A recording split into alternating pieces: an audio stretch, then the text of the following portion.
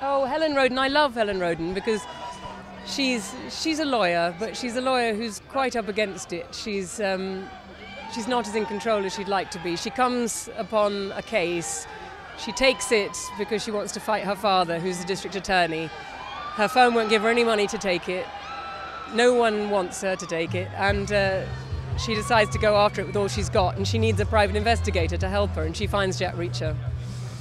And he's the man who doesn't want to be found, so there begins this kind of wonderful double act, really, between them, where she's just sort of infuriated, puzzled, charmed, delighted, thinks this man's a kind of total lunatic and thinks he's the most brilliant thing she's ever met. So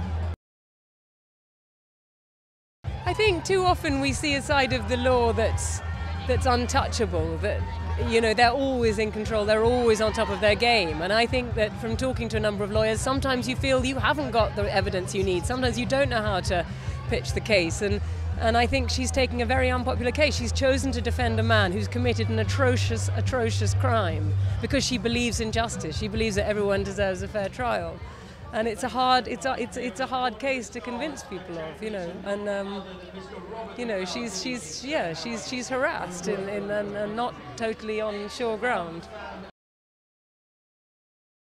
Well, I think Tom and I started watching a lot of films like The Thomas Crown Affair or 3 Days of the Condor or even Notorious, you know, Hitchcock films. And it was that sort of witty relationship between a man and a woman who are mutually attracted to each other, but also a bit baffled by one another. And, you know, they're too busy, they're too professional to really get it together, but, you know, there's admiration there and fondness.